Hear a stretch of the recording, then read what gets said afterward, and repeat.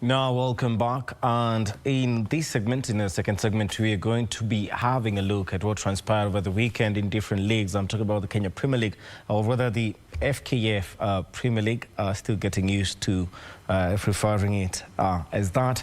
We're also going to be having a look at the final match, that is the finals of the 2021 CHAN tournament, where Morocco became the first team to retain after beating Mali in the final, of course, in Yaoundé, Cameroon. And we're going to be talking about the English Premier League, match day 23, as well as the FA Cup, which is coming up this week, actually starting tomorrow. And KBC, always your true sports partner, you can be sure to catch those matches live. So stay tuned in for all that and more. In studio for that, we're joined by our studio analyst, football analyst Greg Mulemi, and familiar face, of course. Greg, thank you very much for giving us the time right here in studio. Thank you. And maybe to get down to the first order of business, the thing we've been talking about for the last 2 weeks, that is the biggest derby in Kenya, that is in the top tier league here in Kenya. I'm talking about the Mashemeji derby, Gor Mahia versus AFC Leopards. Much hype around it. Did it live up to your expectation? Not really, because I was expecting goals. Both clubs have been scoring goals in the last 9 fixtures, so I expected this to be like a goal fest, but it didn't happen, maybe because of the tactics deployed by both coaches. And I can say I don't think any of the coaches were satisfied with the result, because I knew they were looking for wins either side. Yeah. And of course, AFC Leopards with a new coach, but you're going to be talking about that later on. But why is it that AFC finds it so difficult to beat Gor Mahia? Because this is the 8th match, if I'm not wrong, that AFC has gone without victory against Gor Mahia. Naivety, then I think... Naivety? Yeah. You look at the approach Leopards has been deploying when they face Gor Mahia, especially away. It hasn't been the best, in that the players go into the stadium, they take time to settle into the match, or they use a lot of energy in the first half, then they collapse in the second half. But contrary to that, I think yesterday they really did very well. Looking at how they played, the first 15 minutes, to be honest, it was all about Gor Mahia. It was just a matter of time before they settled into the game and they maybe gotten a chance. But then you find that these are very weak Gor Mahia side. You looked at how they were. It was all, if Muguna doesn't revolve around the moves, then no one else was initiating anything positive. And when FC Leopards decided, okay, let's pocket Muguna, they started opening up the game, and you could see there was a difference. Going into the second half, Modo made 2 quick-fire substitutions, bringing in Thiongo and Harrison Mwendwa.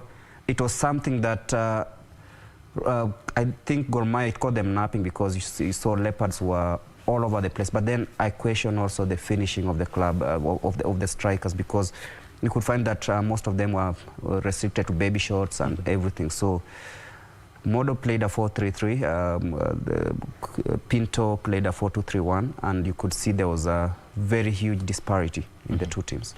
Okay, now FC Leopards, of course, started off the season on a high, really. They've only lost 2 matches so far. But then again, Gor Mahia started on a low. Of course, they were late to the league, as we remember. There were a few issues which, thank God, were ironed out.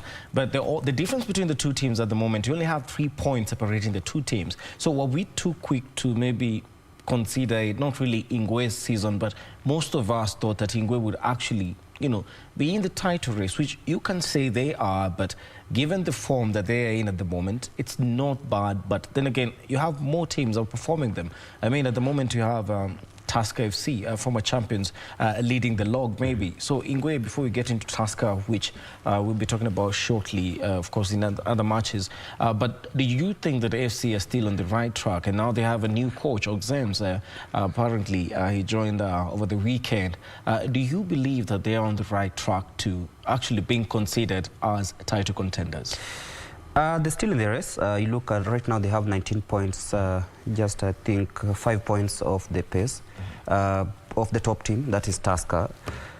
They had 2 very bad matches. That was Western Stima and if I remember, was Zito, where they dropped points consecutively, and everyone was like, who is this Leopards? But they've picked up well. They've not drawn any match this season. They've won all the matches save for the 2 that they lost. So it shows you there's some positivity in that team. They know the purpose and the reason as to why everyone is talking about them highly. Everyone thinks that this is their season. And you can look at the squad, a young squad, a squad that has players who really don't have anything to lose. They're playing just to make a statement. And being in the 4th position at the moment, and Gor Mahia, they played the same number of games, by the way. Yeah. And it shows you that Leopards are doing better. Because everyone, when you compare Leopards, you compare them with Tusker, Gor Mahia. And maybe, I don't know, there's no other, because all these other teams are just teams that rose into the top tier a few seasons ago. The only old team here maybe is Bandari, and you know Bandari, today they're blowing hot, tomorrow they're blowing cold. Yeah, so it's something that, but looking at the stats right now, I believe that FC Leopards is capable of finishing in the top 3 at the end of the season, because you look at how they've been playing. But do they have the strength and character and the quality to take them to that place? You could, because right now you look at the goals, they only depend on one guy, that is Elvis Rupia. If he's not there, then they're starved of goals. He's scored 10 out of the 13 goals they've scored in the league. So it tells you something that everyone will be looking at. Gor Mahia locked Rupia out of the game most of the time. You could see in the first half, he was falling deep to go try pick the balls and initiate moves. By the time he gets into the Gor Mahia box, he was already tired. For Gor Mahia, they really relied on Jules Olimwengu and Muguna. Jules had a few flashes of brilliance in the first half, getting one-on-one chance. Kamura recovered very well. But then from there, nothing. And I think that's when Modo decided, okay, let me go wide. Because in the first half, he came with a defensive approach. She changed playing with Fabrice. And then Austin, he didn't have a good game. I think he was also nervous. There were reports linking him with Gor Mahia at the end of last season. So I think maybe he was facing a team that he was saying, maybe I could be playing here. So when he was drawn out, I think they played better. Marvin was off. But then there's one boy I really have to point out in Gor Mahia. He's called Alphonse. Alphonse is such a talent, and I know many people who watch the derby will be like, the Gor Mahia number 8 is one to watch for the future. And Leopards have this boy, I'll always talk about him, Lewis Bundy. The 19-year-old plays like he's a seasonal defender. He's been playing, and he's playing out of position. Remember, he's a right back, but right now he's been deployed to the left back position. If anyone wants to look at how progress is made, this boy has risen from the FC Leopards Cubs to the senior team. And he's shown and played like someone who's been in this league for such a long time. And that is the beauty of the league. You see young boys rising, making their statement known, and you can see the results that are happening. I'm sure if FC Leopards relied on the old guard, there could be a very different result yesterday. Could be the usual losing streak to Gor Mahia. Now, you've highlighted FC's, let's say, title credentials, but then again, Gor Mahia, despite the fact that they've only played 9 matches, we are in match day 11, actually, over the last weekend, and Gor Mahia are 10 points behind leaders Tusker FC, having played 2 less matches as compared to Tusker FC. Is it one of those seasons where Gor Mahia, actually one of those many seasons where we have Gor Mahia starting off poorly, due mostly it's usually because of their, commitment, their continental, matches, commitment and all that. But is it another situation whereby Gor Mahia started off slow, but then again, by the time we're in match day 22, Gor Mahia is ahead, obviously opening up it's an 8-point gap. Is it the same situation, or is this a different Gor Mahia side? To be honest, the quality in Gor Mahia is not like the one that was there, let's say, 4 seasons ago. Look at Gor Mahia right now. 2 players in the national team, that is the Harambee Stars team. It shows you that the quality that is there is not the one that was there previously, because so many players have left, and the ones who've remained. Right now, you only look at, let's say, Muguna. Boniface is in his years of his career. He's blowing hot and cold. He's not really the Boniface we knew. Look at Ernest Wendo. I think he's slowed down a little bit. Maybe Jackson Macharia, but he's not a sure starter. You're not assured if he'll give in our 100% performances day in, day out. Miheso, not really the Miheso we knew. And I think it boils down to how they prepared and how they started the season. They started the season very badly. I remember the beating they got at CRB. That was one of the moments that highlighted the real Gor Mahia, because you could look at that team, it was disjointed. And then comes the ban. They can't add quality to their players for the next, I don't know how many windows, because of the Ambundo saga. So it's something that Gor Mahia can salvage their season. I'm not writing them off the title. I know they can actually pull out, because we know what Kenyan clubs do. Someone can lead for like 10 weeks, and then when it comes to the 11th week, they're out, and you can't even do anything about them. But then who is on top of the table? Tusker FC. Tusker FC. Seasonal champions, 11-time Kenyan champions. This is a side that is coached by one of the most experienced coaches in the country. And you could see how they grind the results. Against Wazito, everyone knew that this is a barren draw. Then he makes one substitution, brings in Jackson Mashari, and he scores in the 93rd minute. That's quality, and that's experience. KCB, when they were up there, everyone was like, how long will they stay there? Because right now it's like now they're on the reverse gear. So, and that is the Kenya Premier League. So they, if they give Gor Mahia time to start rising, and I think many clubs will be thanking Leopards for picking a point against Gor Mahia, because when we talk about points, Gor Mahia knows that 6 will be from Leopards, 6 will be from Western Stima, 6 will be from I don't know who. And we are ready to defend our title. But this time around, they know that 2 are already dropped. So maybe make it sound like a guarantee. It's always been a guarantee from 2016. 6 points from Leopards, and then they pick 6 from Western Stima, I don't know who. And they're the usual suspects. Yeah, the usual suspects. So they know that at least they have 24 points from these opponents they're used to beating. But this time around, you find that things have been quite different. They are dropping so many points, so it will take something special. And even if they win the league, I don't think it will be that huge gap that we've always been seeing. Yeah. Okay, now you did mention Tusker FC. I can't say they were lucky against Wazito 1-0, because Wazito is a side that has shown that it can actually play with the big guns, with the big guns on top of the KPL table.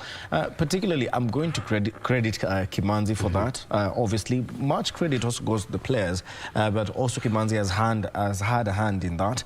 But moving forward, Wazito FC.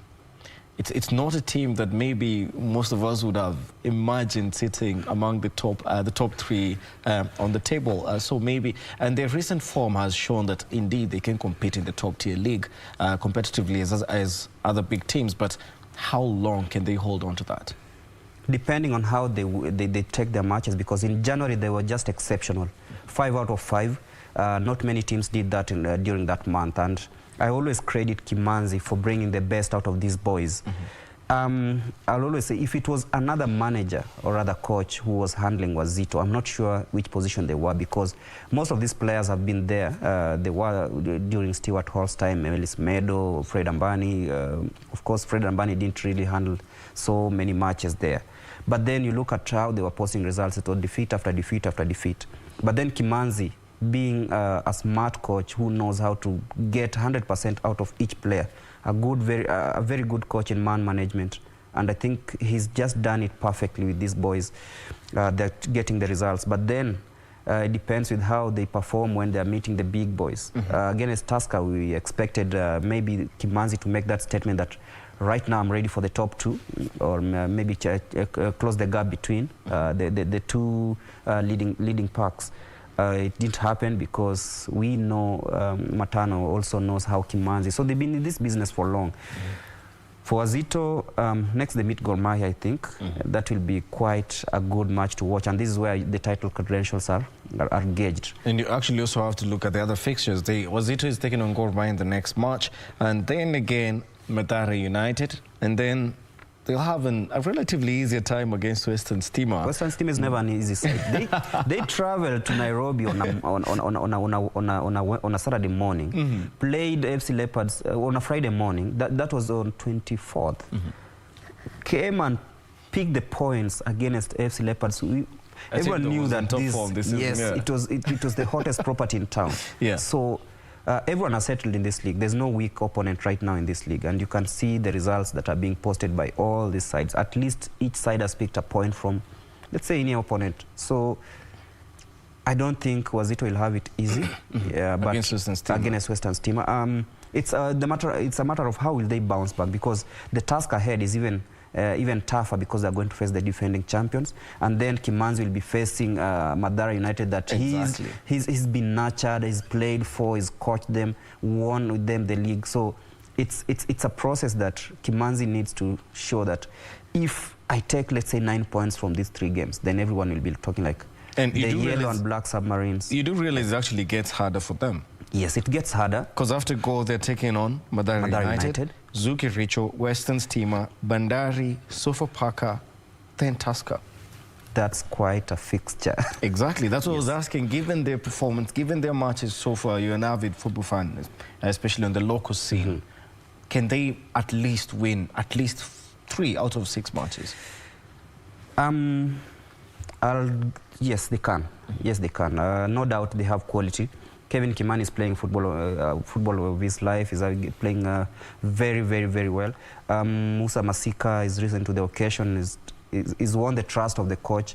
But then the problem with Wazito is that they're relying on, just like Leopards, if it's not Kimani, then maybe Souza or someone. They're not scoring many goals. Yeah. And that's a problem, because if you find a defense that locks the game, let's say defense from high, let's say like we talk about, I'll take an example of the way Tusker played.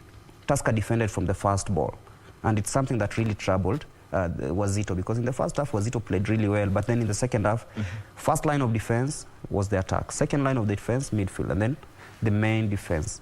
So against a side that will play like that, Wazito will always have problems. But if you open up the game against Wazito, allow them to win the set pieces, then it becomes easier for them to at least score a goal, because, you know, Isuza can pounce into the box. Kevin Kimani is good at set pieces, and he also knows how to get into the box and score those half chances. So if they score many goals, then they might win 4 out of these matches that we've just spoken about. Okay. Now, for another team that is considered, you know, tied to contenders, I'm talking about KCB, a team that has performed really well this season, has only lost 1 match out of 10. The only other team that has lost 1 match is Tusker FC, which is on the top of the log. KCB sitting at number 2 after being held to Byron Tro by Ulinzi Stars the previous weekend. Of course, they bounced back with a 1-0 victory over New Boys Vihiga United. And, well, it's actually... We've gotten to a point whereby KCB, when the league was starting, KCB was winning in a margin of 2-3 goals, but then again it started coming down to 1. Is it too early for fatigue, really? And I know I talk about the fact that we don't have so many goals being scored in the local league, but it's not even about that at this point in time. But is it the whole outfit that maybe other teams have caught up with them in terms of form? Is that it? Maybe it definitely, but you look at the low. You've talked about the 2 teams. That is Tusker, that is in position 1, and then there is KCB. They've lost 1 match each, and the matches were against FC Leopards. So exactly. if it's something, FC Leopards should be blaming themselves on why they are not at the top of the log. Now, coming back to KCB, I think credit to their defense. They've really tried to shutting down many teams. They've scored a massive 15 goals. It means that they've been getting goals. So I won't say that they are not really doing very well in terms of the goals they are scoring. But then you look at the goals they've been scoring. Derek Otanga is on a dry spell, so it's not really good for them. Enoch Agwanda is suffering a knee injury, is not really recuperated well, and I think that's what is affecting them. They are limited of options, especially in attack. And that's where Zico's character will come in. How will he react to that? Because we've seen someone like Kimanzi can play a 4-3-3 with zero forwards and still pick a result. For KCB, Zico, we know, is so much of a defensive-minded coach. So going forward, I think this is where he needs to improve. He sealed the holes in defense and midfield. So he all has to depend on a good Henry Onyango and Abuko to try and get those balls to the center forward. So maybe. But I can't say it's fatigue. It's just that people have known how KCB are playing. So when they approach them, they know that this is how to get KCB off. And they've really succeeded. Ulinzi did that. And finally, yeah, of course.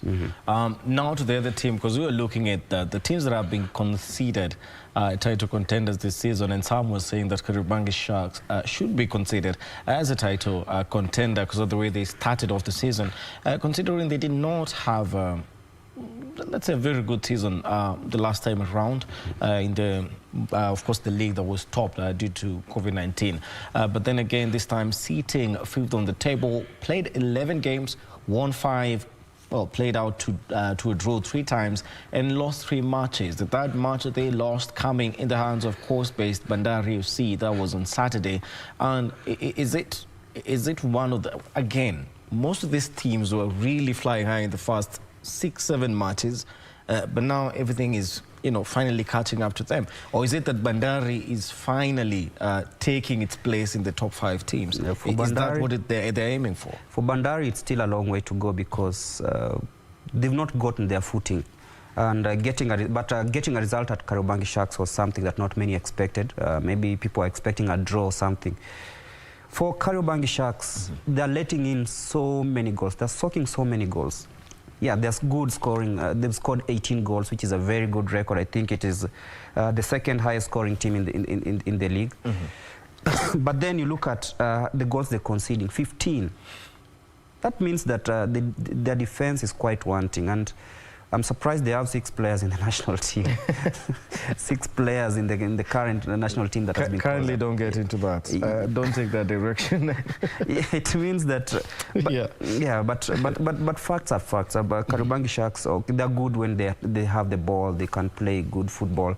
The one that we want to see, the tiki-taka. But then it gets into their head that they forget they also need to defend. Sometimes you don't need to play beautiful football to get these results. You need to at least grind results. And I think that's what Bandari came and did. They came, they knew that we are away. We need 1 chance, 1 goal. And when they got it, Wadri did whatever he did. We know Wadri is one of the best attacking midfielders in the country, the Ugandan. They got the goal. Ken Odhiambo is also another perfect guy when it comes to defending.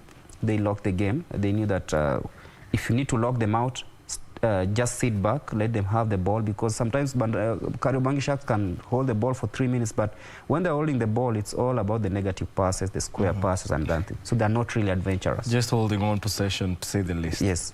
Okay.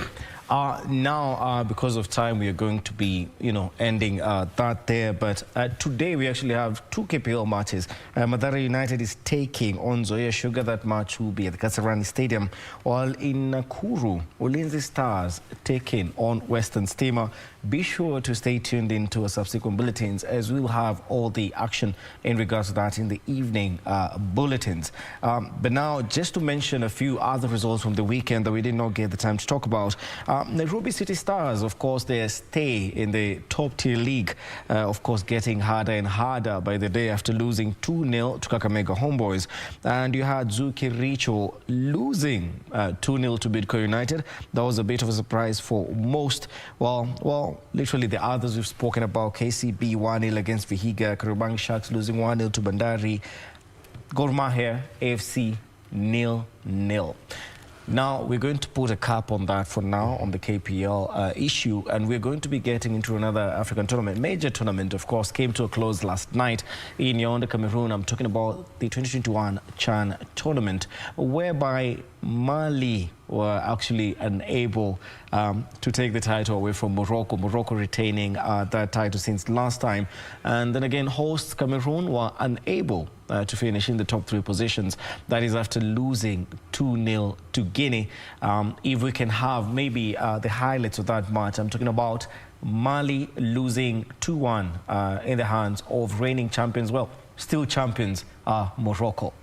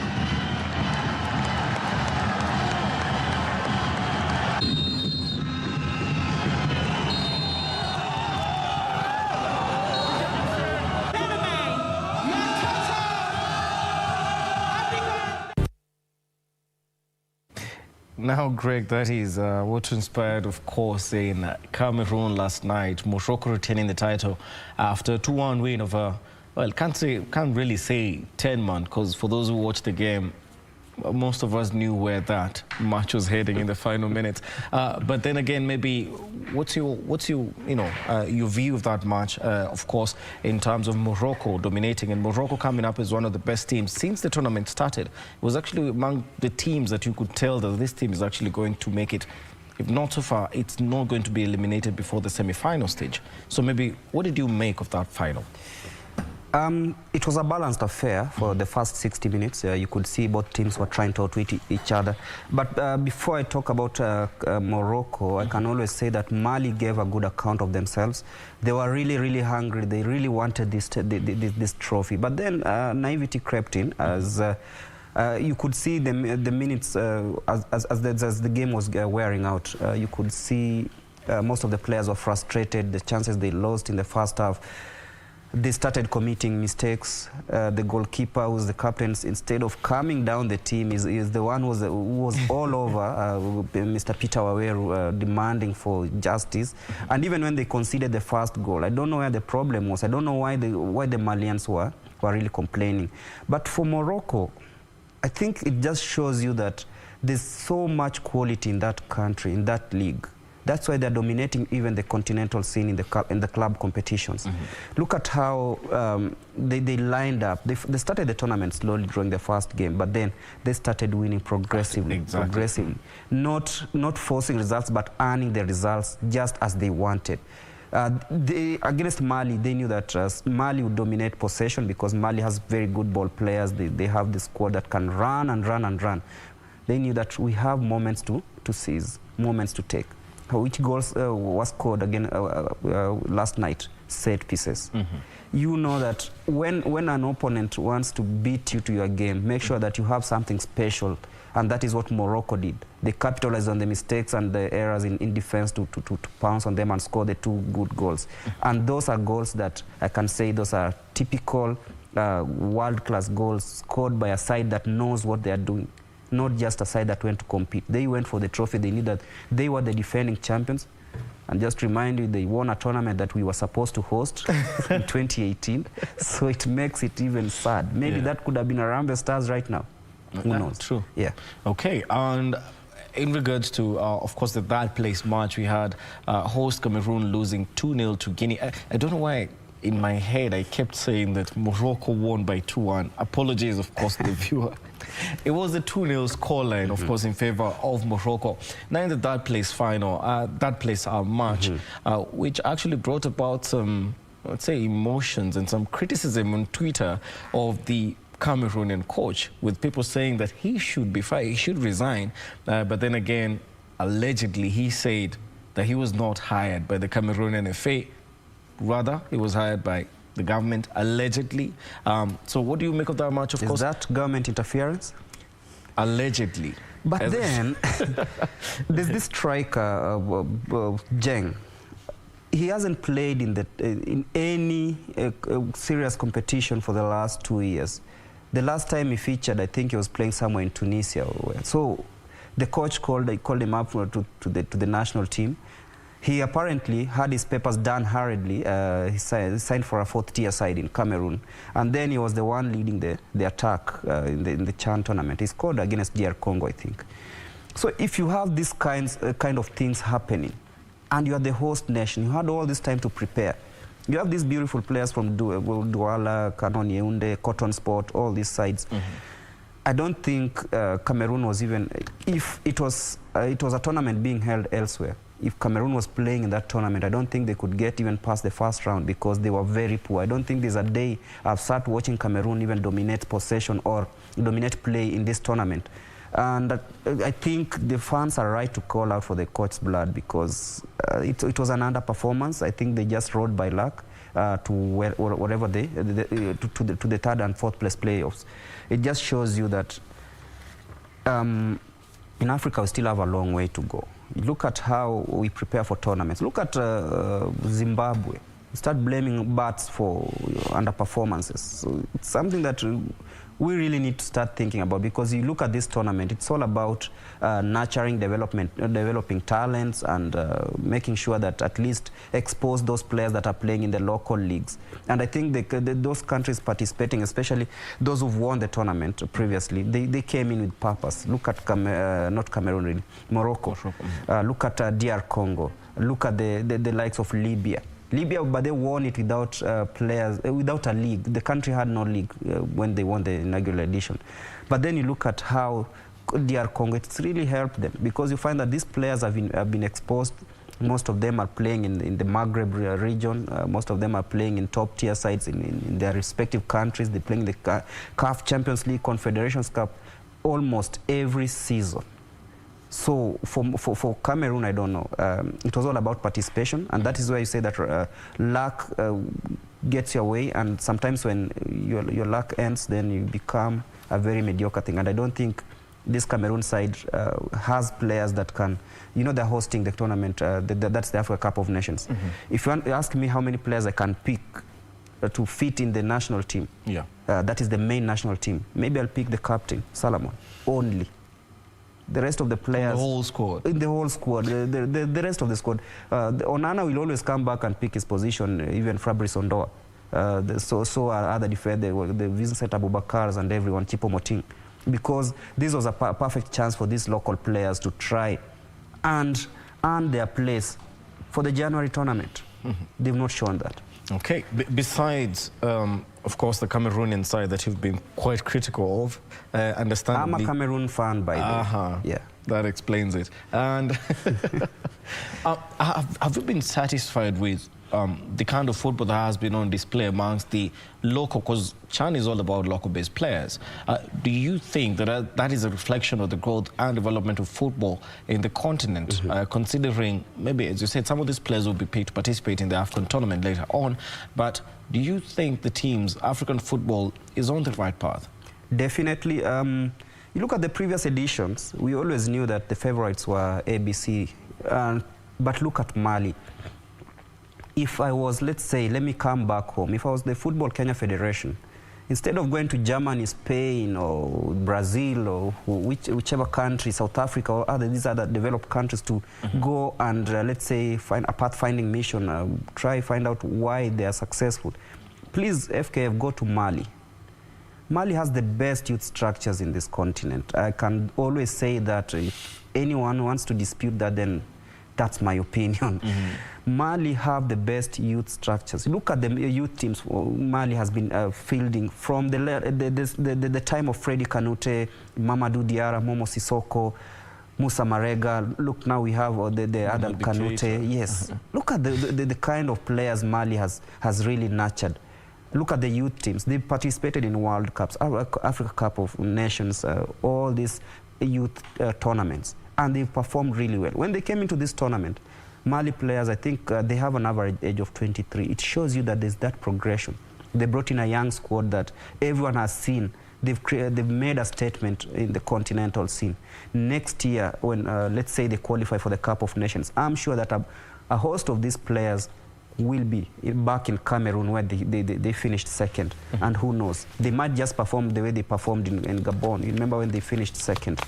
So, to me, I believe that Mali has shown that this tournament can really make people want to watch it over and over again. They played really good football. Togo also came out very well.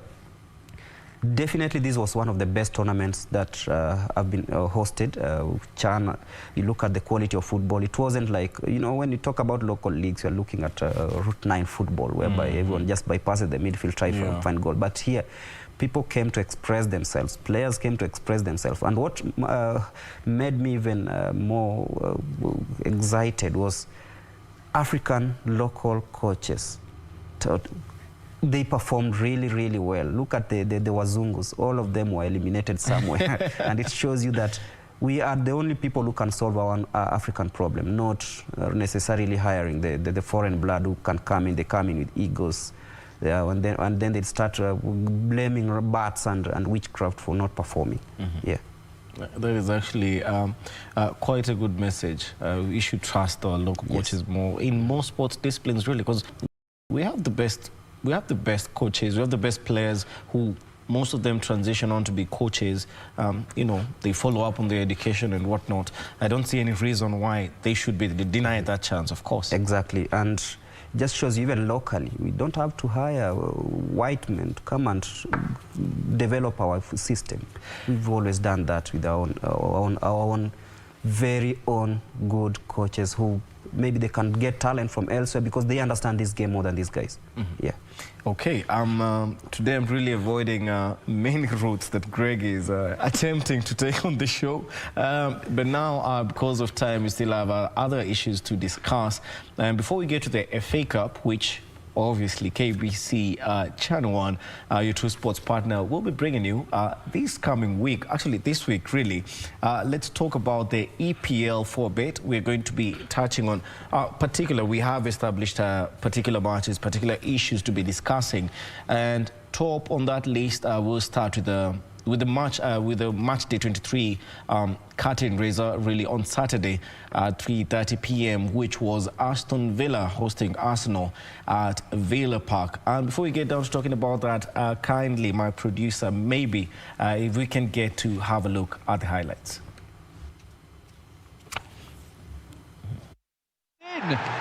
Well, what a bright start from Aston Villa. Arsenal were caught ball watching.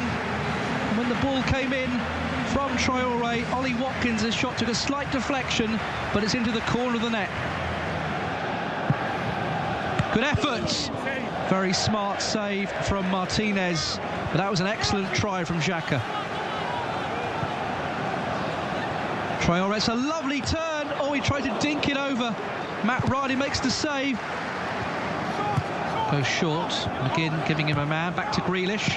They've worked on that one. Shot though from Barkley. It didn't quite connect, but that certainly looked like one from the training ground. Decent delivery. Header came in from Watkins, but it's a comfortable save for Ryan. Now Arsenal with Smith Rowe. On to Pepe. Comes inside. Oh, it's just wide.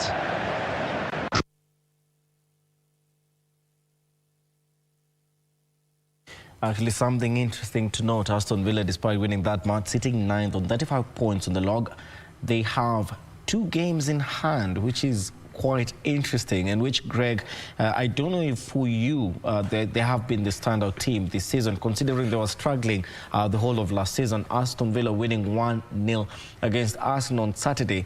That means that Aston Villa has actually collected 6 points in the 2020-2021 EPL season. Your thoughts on that match? I think it was a match that I didn't expect Arsenal to really perform very well because you look at how they've been playing of late, they're not really up to task. Aston Villa knew that they had that confidence. They've beaten many sides above them on the log comfortably. You would know. Yes, I know. I can always point out the 7-1, the 7-2 thrashing of Liverpool.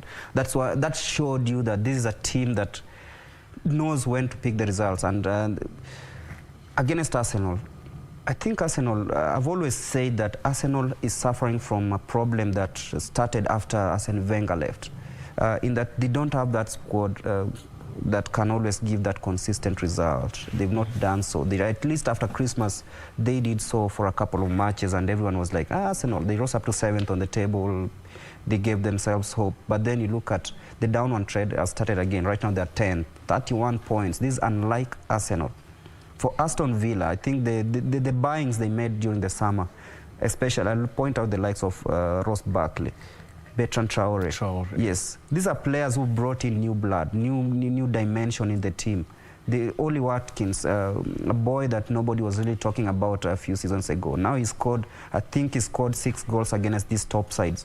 A hat-trick against Liverpool. Look at the goals against Arsenal. I think he scored against Manchester City and Arsenal and Chelsea. He's also scored against those. So they have powerful midfielders. Jack Grealish. Look at Ross Barkley, then Bertrand Traore, and then a good defense where Tyrone Mings is towering there. So this is a good side, and I believe that if they post these results consistently with 2 matches in hand, I think they'll be maybe wishing that things go their way, maybe fight for a Europa League spot, because I don't think there's a huge gap between them and the leading pack. Yeah. And maybe going forward, Brentford actually is where Ollie Watkins came from. Something interesting actually is that Brentford, after Ollie Watkins joined Aston Villa, Brentford signed another striker, Tony. And do you realize he has actually scored 21 goals so far this season in the Championship? I don't know what kind of, I don't know if it's the striking department, the coaching. It's the kind of play Brentford are using. They're a very attacking side. I think any side that has met them, maybe in the FA Cup, the Carling Cup, they know that Brentford plays free-flowing football, just like Leeds United, and that gives the strikers an easy time to do what, to tap in the goals. And I think that is the mentality that Ollie Watkins came with. When he signed for Aston Villa, he came in and he was like, when I come here, this is the role I want to play. He's made Wesley who stay away from the team. So Brentford, if you just point out, is a team that I can really pray that right now they don't go into in the playoffs. They just get direct promotion to the league, because those are the sides we want to watch beautiful football. Not most of us are hoping for that, and we obviously hope that there won't be just some of the sides that aren't promotion, but then again get relegated a season later.